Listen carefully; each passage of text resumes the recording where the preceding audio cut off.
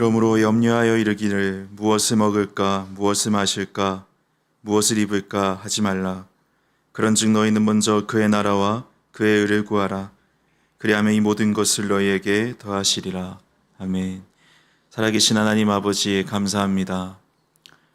보이지 않아도 우리를 위해 일하시는 아버지 하나님을 향한 믿음이 우리에게 필요합니다. 이 시간 주님의 긍휼로 우리를 붙잡아 주셔서 다시 한번 주님을 참된 우리의 아버지라 고백하는 복된 예배 될 수 있도록 주님 함께하여 주시옵소서. 이 시간 우리가 말씀 듣기를 소망합니다. 말씀 가운데 함께하여 주시고 성령의 충만한 은혜로 이 말씀이 이해되며 우리의 삶 속에 적용될 수 있도록 주님 함께하여 주시옵소서. 예수 그리스도 이름으로 기도합니다. 아멘. 오늘 함께 나눌 말씀은 야고보서 2장 1절부터 13절입니다.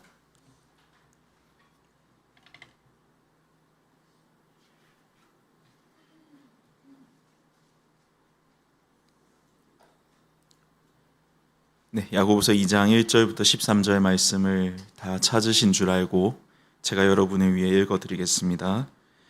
내 형제들아, 영광의 주 곧 우리 주 예수 그리스도에 대한 믿음을 너희가 가졌으니 사람을 차별하여 대하지 말라. 만일 너희 회당에 금가락지를 끼고 아름다운 옷을 입은 사람이 들어오고 또 남루한 옷을 입은 가난한 사람이 들어올 때에 너희가 아름다운 옷을 입은 자를 눈여겨보고 말하되 여기 좋은 자리에 앉으소서 하고 또 가난한 자에게 말하되 너는 거기 서 있든지 내 발등상 아래에 앉으라 하면 너희끼리 서로 차별하며 악한 생각으로 판단하는 자가 되는 것이 아니냐. 내 사랑하는 형제들아 들을지어다. 하나님이 세상에서 가난한 자를 택하사 믿음에 부요하게 하시고 또 자기를 사랑하는 자들에게 약속하신 나라를 상속으로 받게 하지 아니하셨느냐. 너희는 도리어 가난한 자를 업신여겼도다. 부자는 너희를 억압하며 법정으로 끌고 가지 아니하느냐. 그들은 너희에게 대하여 일컫는 바 그 아름다운 이름을 비방하지 아니하느냐. 너희가 만일 성경에 기록된 대로 내 이웃을 사랑하기를 내 몸과 같이 하라 하신 최고의 법을 지키면 잘하는 것이거니와 만일 너희가 사람을 차별하여 대하면 죄를 짓는 것이니 율법이 너희를 범법자로 정죄하리라. 누구든지 온 율법을 지키다가 그 하나를 범하면 모두 범한 자가 되나니 간음하지 말라 하시니가 또한 살인하지 말라 하셨은즉 내가 비록 간음하지 아니하여도 살인하면 율법을 범한 자가 되느니라. 너희는 자유의 율법대로 심판받을 자처럼 말도 하고 행하기도 하라. 긍휼을 행하지 아니하는 자에게는 긍휼 없는 심판이 있으리라. 긍휼은 심판을 이기고 자랑하느니라. 아멘. 할렐루야.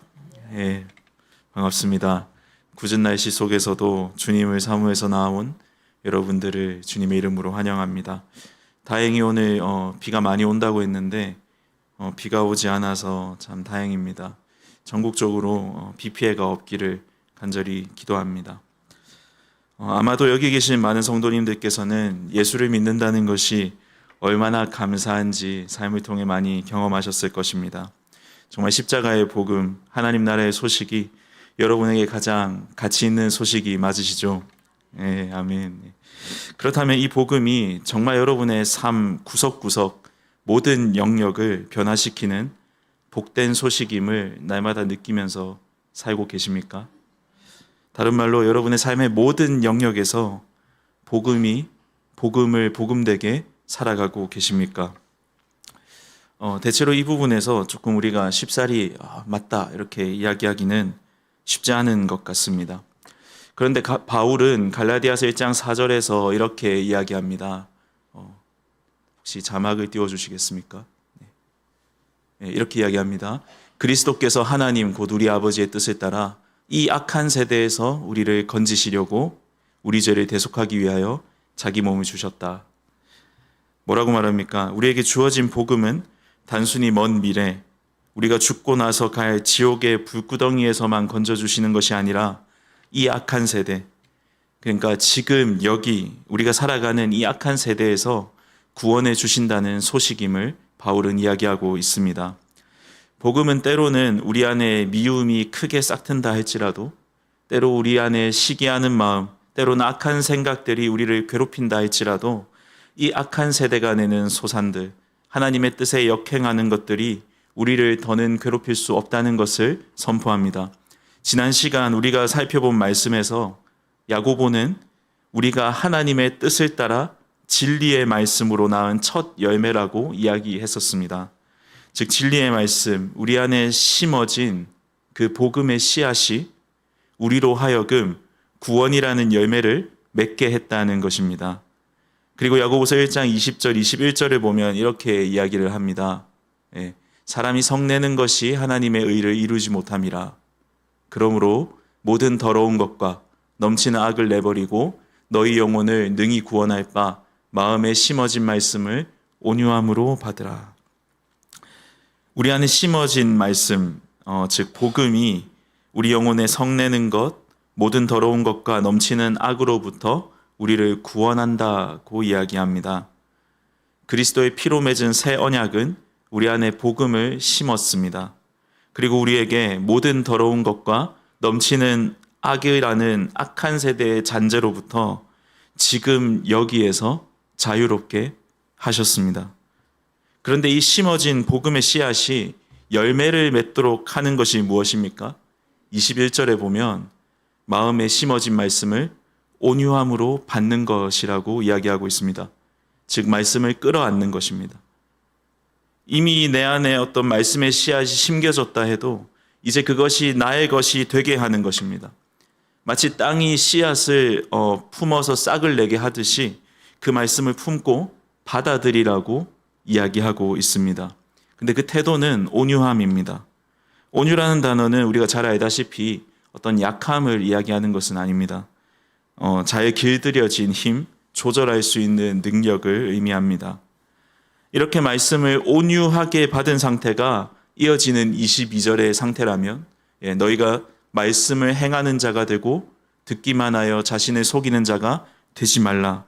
즉 말씀을 행하는 것이라면 결국 우리의 마음에 심어진 말씀은 우리로 하여금 말씀을 듣고 받아들이는 것에서 멈추지 않고 더 나아가 말씀을 행하게 하는 힘이 있다고 볼 수 있는 것입니다. 우리는 그리스도 안에서 새 사람을 입었습니다. 그렇지만 여전히 썩어질 몸과 더불어서 살아가고 있습니다. 그래서 우리는 스스로 내버려 두면 썩어질 몸이 우리를 이끄는 대로 살아갈 수밖에 없습니다.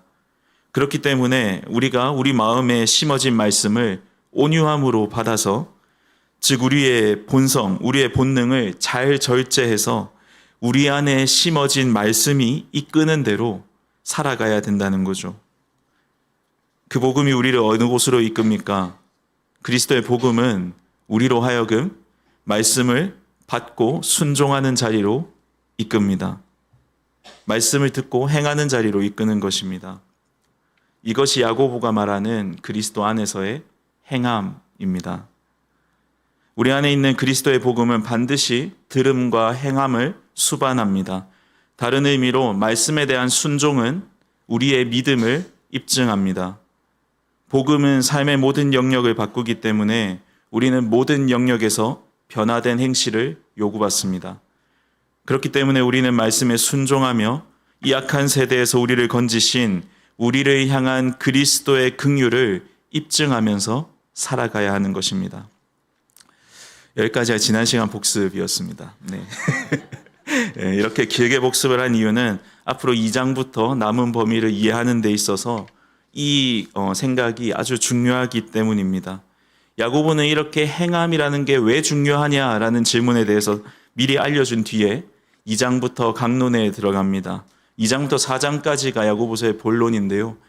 2장은 차별과 긍휼 행함의 문제를 다루고 있고 3장은 말의 통제에 관한 문제를 다루고 있고 4장은 세속으로부터 정결의 문제를 다루고 있습니다. 근데 이 문제들이 결코 쉬운 문제가 아닙니다. 지금까지 우리의 문맥에서 볼 때 차별 없는 긍휼, 지혜로운 말, 정결한 우리의 삶의 습관은 그저 우리의 삶의 질을 높여주는, 우리의 삶이 좀 더 그리스도인답게 만들어주는 삶의 지혜만이 아닙니다.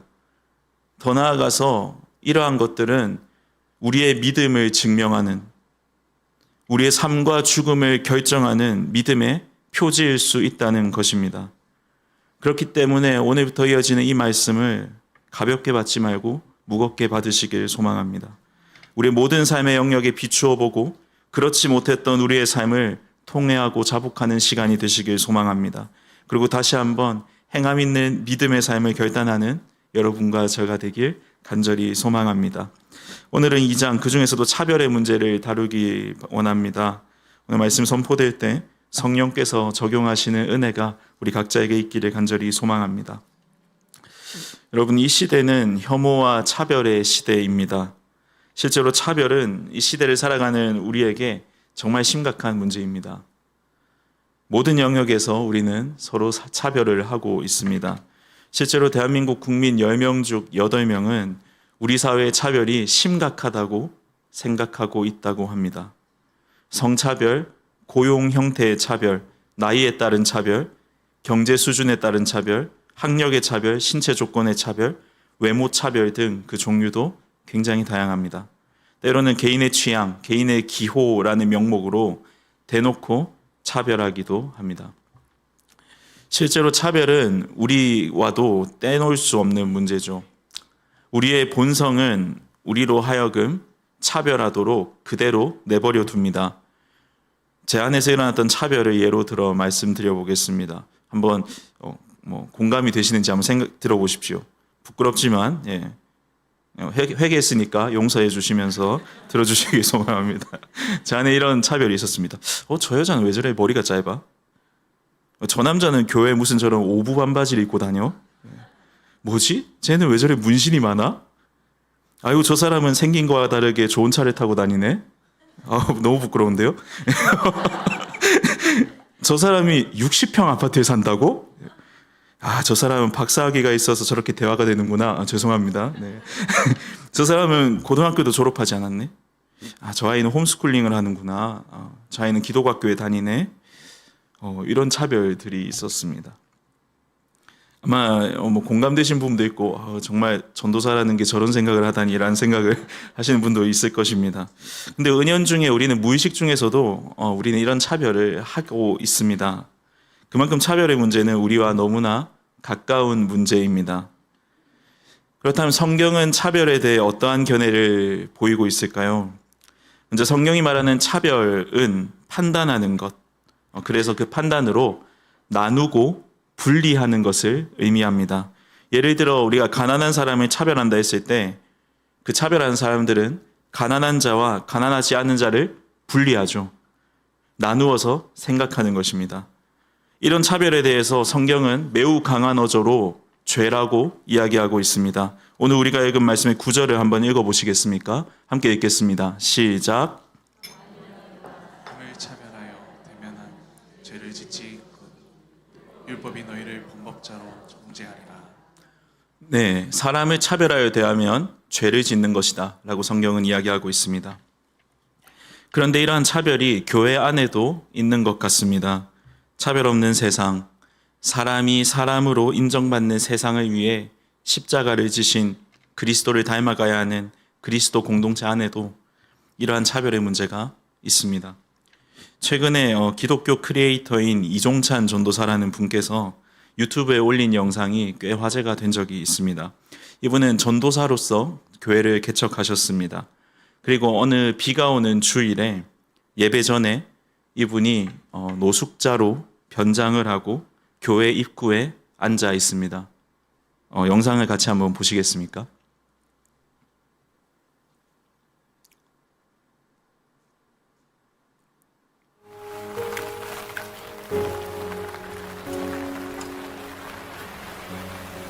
저분이 전도사님이십니다.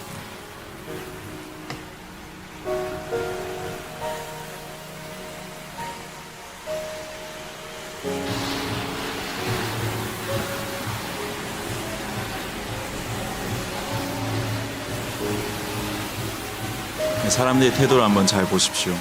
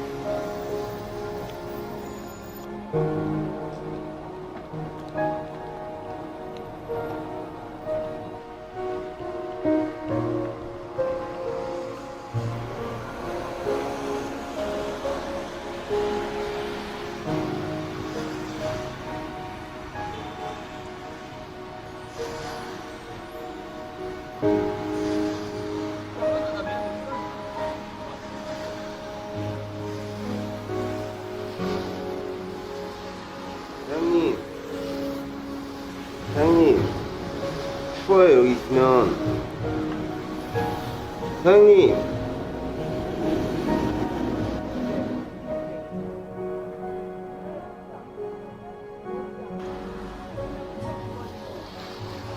선생님, 정신 차려봐요, 정신. 아픈 데 없어요? 집 어디예요? 제가 그 출동하게 만들어서 너무 죄송하고 여기 교회 목회자인데 교회 목회자라고? 청년들이 예배 드리러 올 때 노숙자한테 어떻게 대하는지 지금 몰래카메라 촬영 중입니다. 네, 죄송합니다. 죄송합니다. 정말 죄송합니다.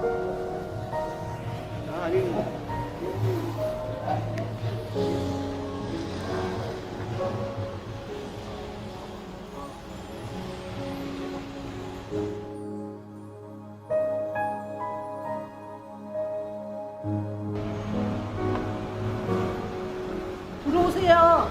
식사하세요. 네?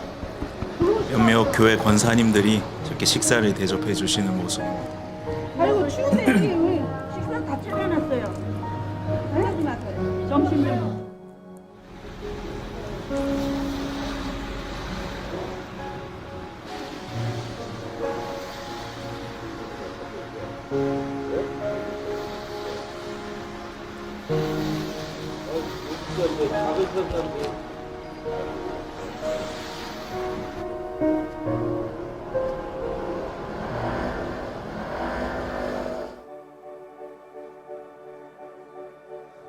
저기 뭐라 적혀 있는지 보이시죠? 자기 형제자매를 미워하면 그는 거짓말쟁이입니다.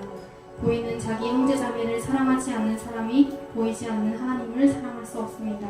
하나님을 사랑하는 사람은 자기 형제자매도 사랑해야 합니다. 이는 이 계명을 주님께서 얻었습니다. 네, 하나님 나오셔서 말씀 전하실 때 많은 은혜 받으시길 바랍니다.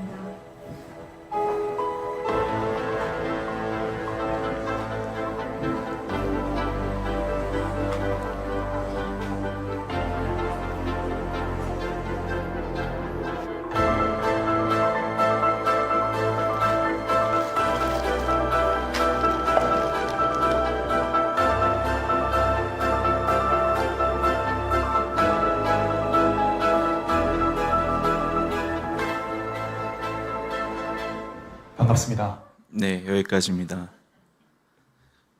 여러분, 이 영상이 여러분에게 어떻게 다가오십니까? 저기 교회 앞에 뭐라고 적혀 있는지 보셨습니까? 계급장 떼고 들어오시오라고 적혀 있습니다.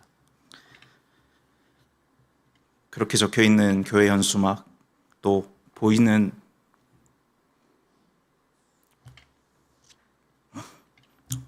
죄송합니다. 제가 갱년기도 아닌데 왜 이런지 모르.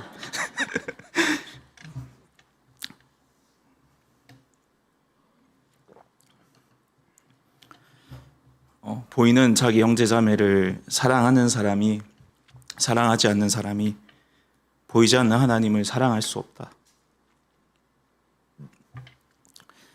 그런 성경 말씀과 저들의 행동이 그렇게 상응해 보이지는 않습니다.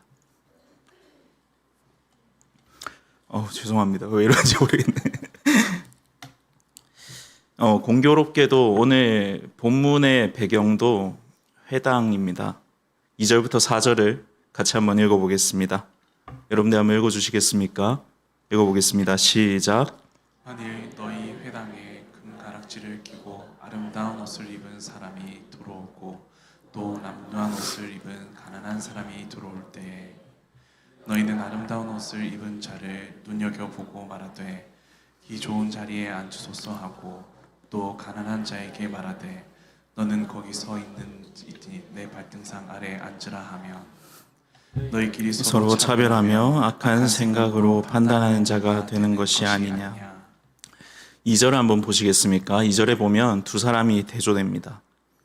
금가락지를 끼고 아름다운 옷을 입은 사람, 그리고 남루한, 다른 말로 하면 냄새나는 옷, 극심하게 더러운 옷을 입은 가난한 사람이 회당에 들어옵니다.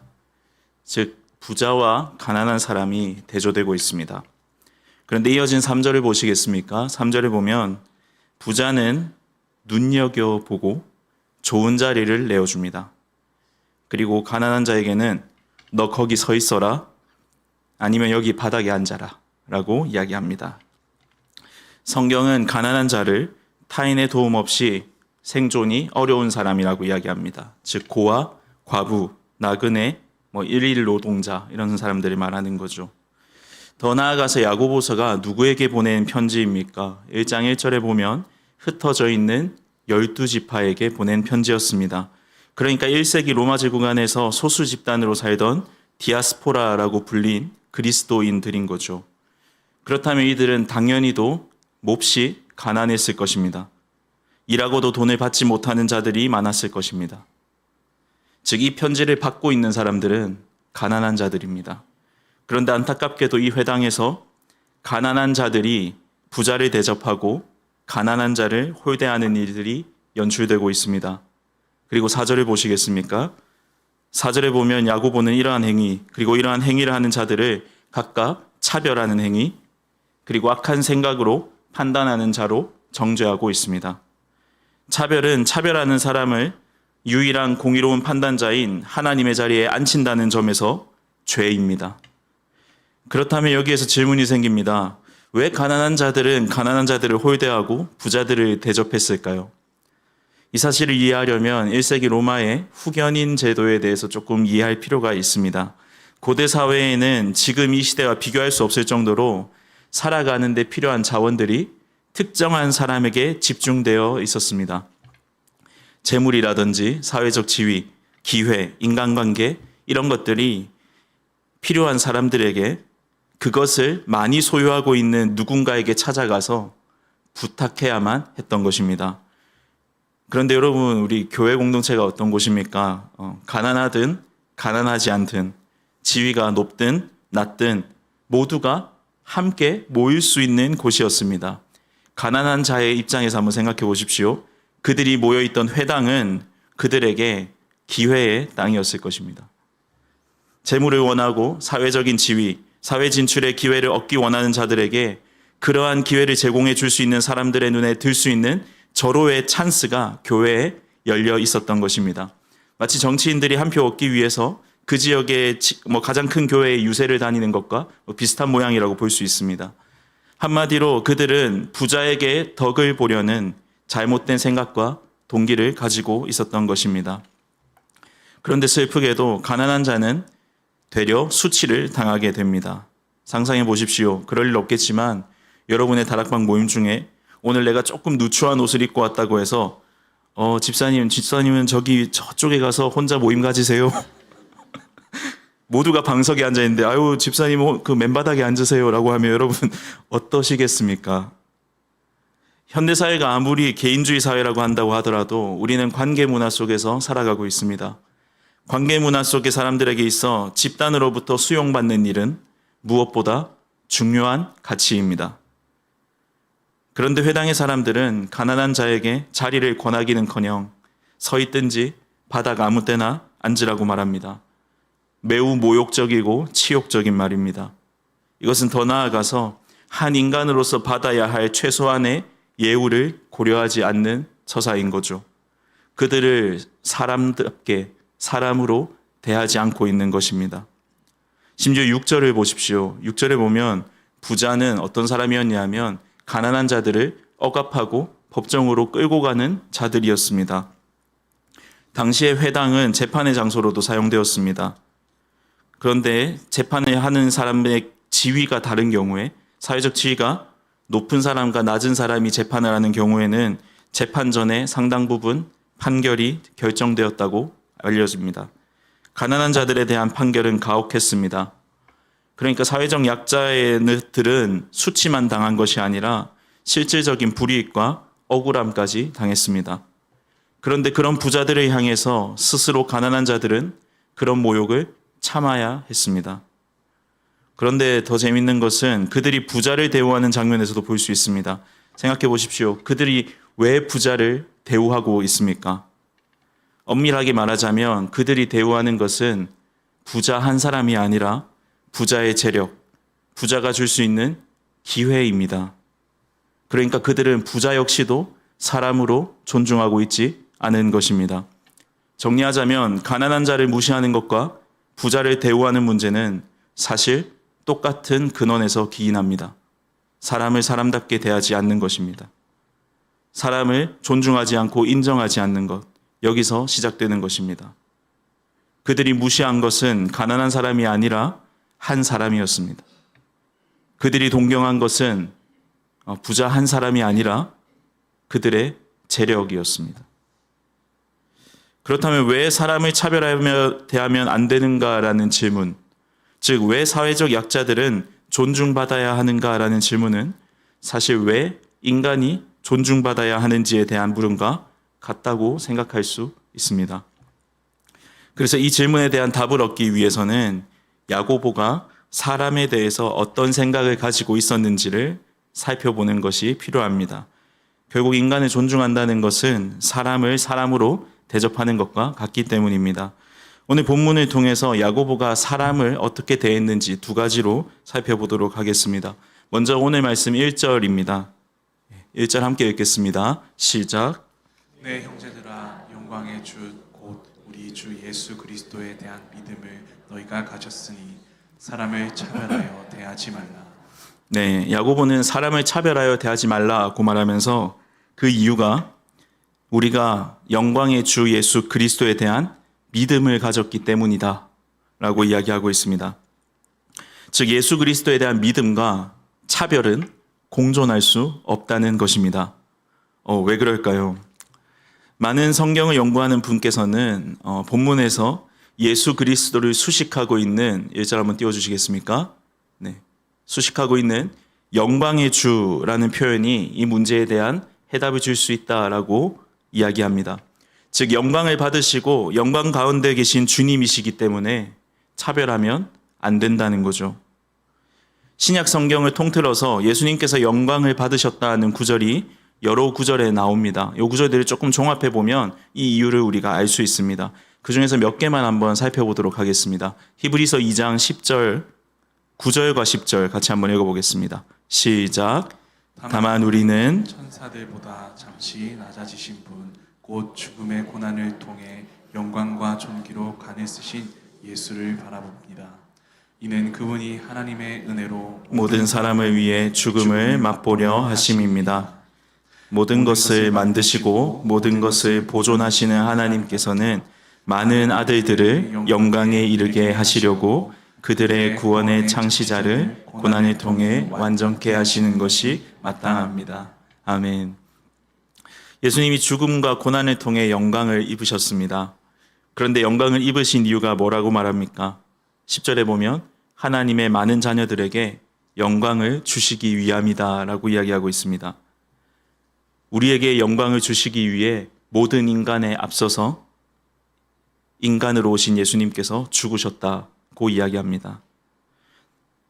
그런데 예수님께서 받으신 이 영광은 예수님이 받으신 영광인 동시에 우리 인간에게도 약속된 영광이라는 것입니다. 나에게 약속된 동시에 더 나아가서 상대방에게도 약속된 영광입니다. 그래서 바울은 이렇게 이야기합니다. 로마서 8장 29절 30절에서 하나님이 미리 아신 자들을 또한 그 아들의 형상을 본받게 하기 위하여 미리 정하셨으니 이는 그로 많은 형제 중에서 맏아들이 되게 하려 하심이니라. 또 미리 정하신 자들을 또한 부르시고 부르신 그들을 또한 의롭다 하시고 의롭다 하신 그들을 또한 영화롭게 하셨느니라. 정리하자면 하나님께서 완성하실 영광의 관점에서 인간은 존귀한 존재라는 것입니다. 신자는 그리스도의 영광을 이어받을 상속자이자 그리스도의 형상을 본받는 자입니다. 이러한 인간에 대한 이해는 현재 우리가 사람을 대할 때 그 사람을 외모로 보지 않게 만들어줍니다. 장차 하나님의 영광에 이끄실 어떤 사람을, 그 안에 그리스도가 계시는데 우리가 어떻게 차별하겠습니까? 장차 예수님과 같이 영광에 이를 자들인데 어떻게 우리가 그들을 무시하겠습니까? 그럼 이런 질문이 생기죠. 그리스도와 함께 영광에 참여할 자, 즉 신자가 아닌 자들도? 라는 질문이 생기죠. 신자가 아닌 자들은 무시해도 될까요? 기독교의 역사 속에서 많은 그리스도인들은 교회 자체를 배타적인 특혜 집단으로 여겼습니다. 우리 교회가 최고야. 내가 속한 공동체가 최고야. 라는 마음으로 다른 공동체를 은근히 무시하기도 했고, 심지어 값없이 은혜로 구원을 얻었는데도 그리스도인은 비그리스도인보다 우월한 존재라는 생각을 가지기도 했습니다. 그래서 폭력적이고 억압적인 방법으로 기독교 시대를 만들어 가려고 했던 시절도 있었습니다. 십자군 전쟁이 그 예입니다. 많은 서양의 선교사들은 오지에 가서 서양의 문화를 심고 그들의 문화를 말살시키는 실수를 범하기도 했습니다. 그런데 우리가 기억해야 할 것은 예수님이 보혈을 흘리신 이유가 지금 이미 구원받은 자들, 지금 교회 안에 있는 자들을 위해서만 흘리신 것이 아니라 아직 예수를 믿지 않은 것처럼 보이지만 하나님께서 완성하실 그때 그분의 영광을 참여할 자들, 주님을 향한 예배에 동참할 자들, 모든 민족과 언어와 백성과 모든 민족을 위해 흘리신 보혈이라는 점입니다. 우리는 비신자, 구도자를 향해 성교하시는 하나님, 그들을 향해서도 일하실 하나님의 역사를 기대하면서 그리스도의 영광에 참여할 것임을 기대하고 소망하는 마음으로 그들을 존중해야 합니다. 하나님이 택했는지 안 택했는지 우리는 알 수 없습니다. 그래서 우리가 교회로 모인 것은 특권이, 배타적인 특권이 아닙니다. 오직 은혜입니다. 그래서 우리는 그 은혜에 합당한 반응으로서 모든 인간을 인간으로 보고 그들을 장차 하나님의 영광에 참여하게 하실, 영화롭게 하실 하나님을 향한 감사와 찬양의 마음으로 존중하며 사람을 대해야 하는 것입니다. 계속해서 보겠습니다. 5절 한번 볼까요? 여기서는 특별히 가난한 자에 대한 하나님의 관심을 보여줍니다. 내 사랑하는 형제들아 들을지어다. 하나님이 세상에서 가난한 자를 택하사 믿음에 부요하게 하시고 또 자기를 사랑하는 자들에게 약속하신 나라를 상속으로 받게 하지 아니하셨느냐. 왜 하나님은 특별히 가난한 자에 대한 관심을 보이실까요? 우리의 썩어질 몸, 우리의 본성에는 늘 차별하려는 마음이 있기 때문입니다. 앞서서 차별은 죄라는 사실을 보았습니다. 차별은 판단하고자 하는 마음, 더 나아가 스스로 하나님이 되고자 하는 마음에서 시작됩니다. 즉 아담과 하와가 저질렀던 죄와 같은 죄입니다. 그렇기 때문에 특별히 가난한 사람들을 잘 예우해야 합니다. 본성이기 때문에요. 한 목사님께서 이 본문을 설교하시면서 이런 말씀을 하시더라고요. 차별하지 않기 위해 차별하라 라고 이야기하시더라고요. 구약 성경에서부터 하나님은 가난한 자, 특별히 고아와 과부, 나그네와 같은 사회적 약자들을 사랑하셨습니다. 심지어 그들을 인간답게 대하는 것을 공의로 명명하십니다. 왜 그럴까요? 하나님은 하나님의 형상으로 지음받은 그들의 존엄에 관심이 있으시기 때문입니다. 그리고 하나님께서 그렇게 관심을 가지시니까 우리도 사람을 향해 관심을 가져야 된다고 이야기합니다. 우리 한 말씀만 더 찾아보겠습니다. 신명기 24장 17절 18절입니다.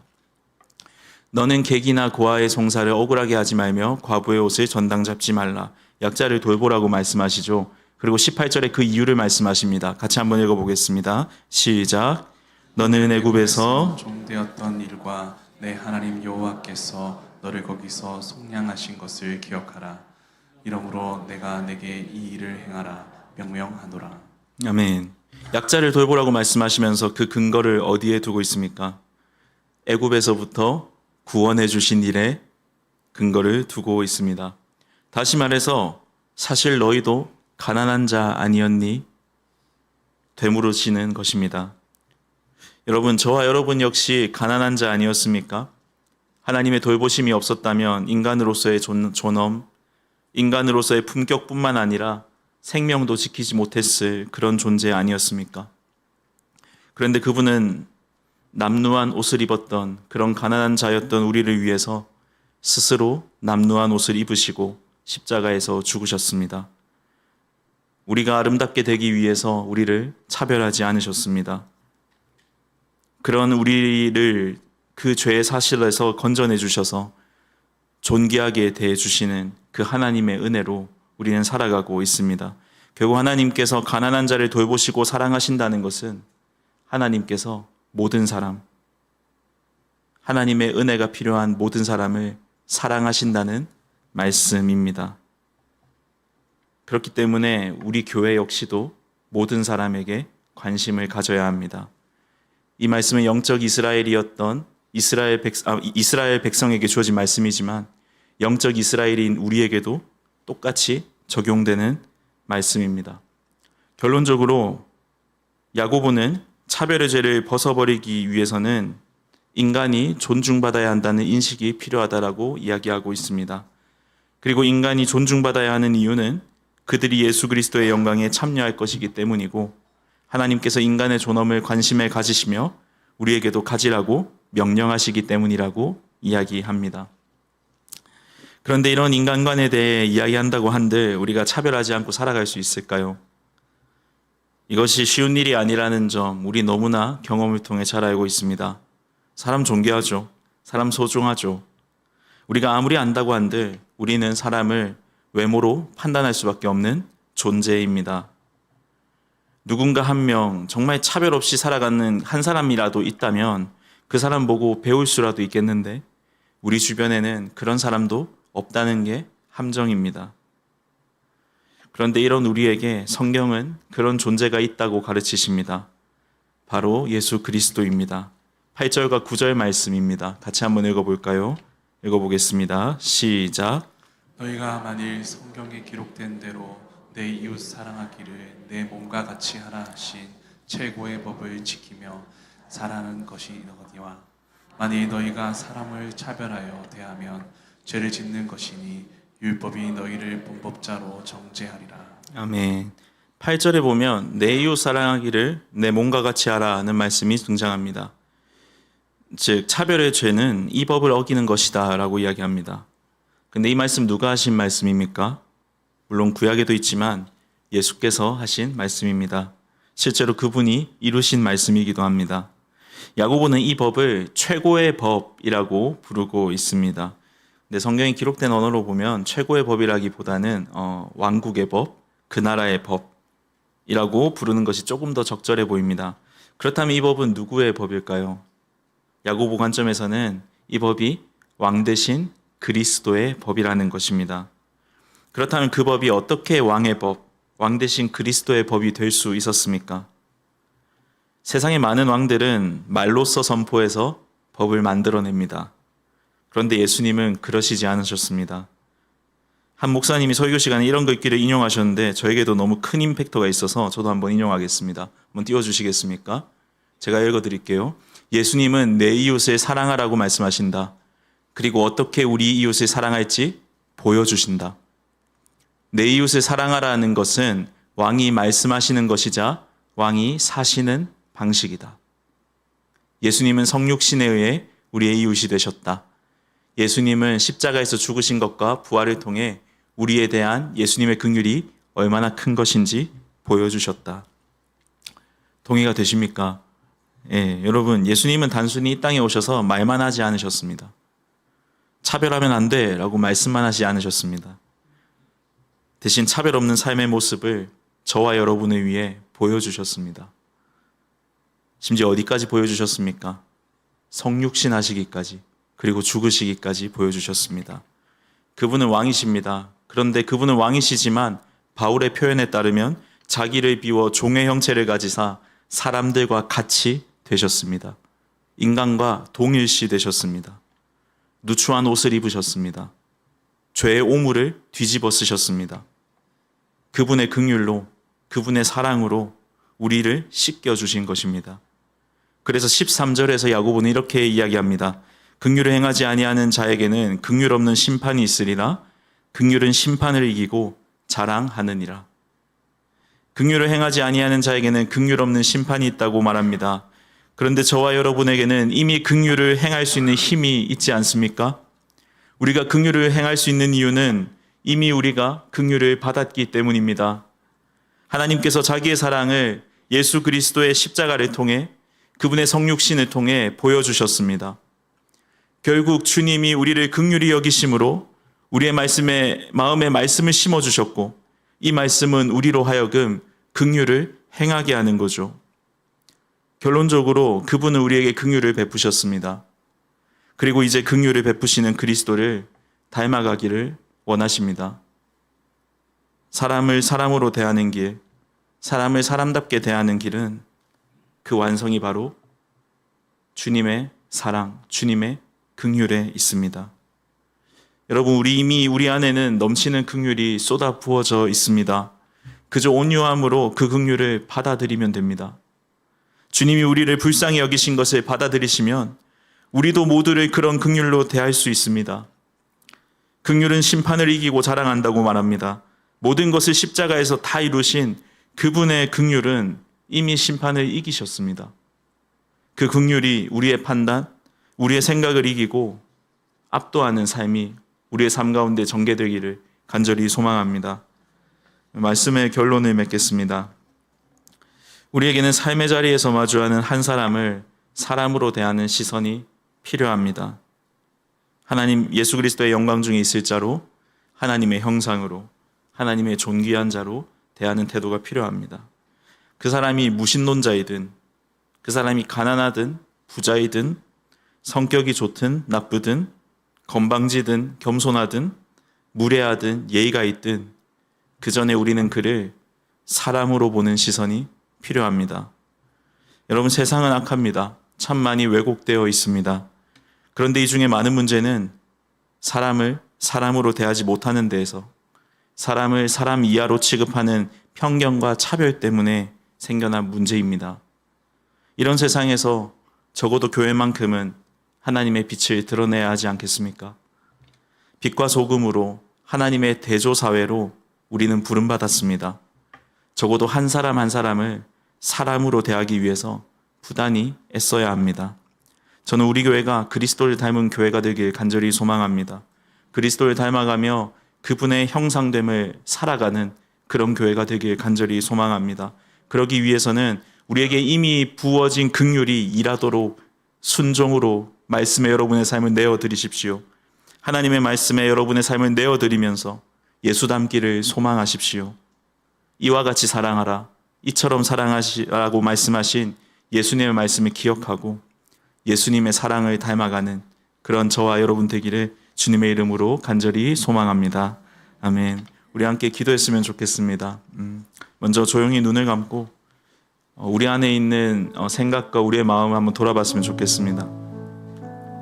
이미 우리에게 주신 하나님의 긍휼은 너무 큰데 왕이신 예수 그리스도께서는 하나님과 동등됨을 취할 것으로 여기지 않으시고 우리와 같이 되셨는데 오히려 우리는 그 예수 그리스도 말씀이신 그분을 아직도 배척하고 차별하고 있지는 않습니까? 우리 공동체, 우리 교회에서 상대를 나보다 낮게 여기지 않고 오히려 나보다 못하다 여기고 있지는 않습니까?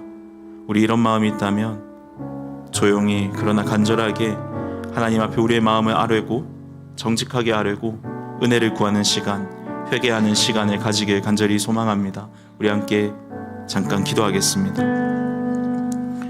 살아계신 주님 감사합니다. 오늘 말씀을 통해 다시 한번 우리를 돌이켜봅니다. 우리 안에 이미 쏟아부으신 그 은혜가 있는데도 불구하고 우리는 여전히 차별의 문제 앞에서 하나님 앞에 당당할 수 없습니다. 하나님 아버지, 사람을 사람으로 볼 수 있는 시선을 우리에게 허락하여 주십시오. 어떤 사람을 그의 능력, 그가 보여줄 수 있는 퍼포먼스로 보는 것이 아니라 오직 그를 사람으로 대할 수 있는 믿음을 허락하여 주십시오. 우리 안에 그런 마음이 있음을 다시 한번 주님 앞에 아뢰입니다. 하나님 앞에 정직하게 아뢰일 때 하나님의 긍휼이 우리 가운데 있게 하여 주십시오. 하나님의 긍휼, 하나님의 사랑이 다시 한번 우리 안에 발견되어질 수 있도록 주님 함께 하여 주시옵소서. 우리가 온전히 주님만 바라볼 수 있도록 주님 함께 하여 주십시오. 하나님 아버지, 다시 한번 예수 그리스도를 바라보는 믿음을 우리 가운데 허락하여 주십시오. 우리가 다시 한번 예수를 닮아가기를 힘쓰는 그런 우리가 되어질 수 있도록 주님 함께하여 주시옵소서. 우리 함께 찬양하겠습니다.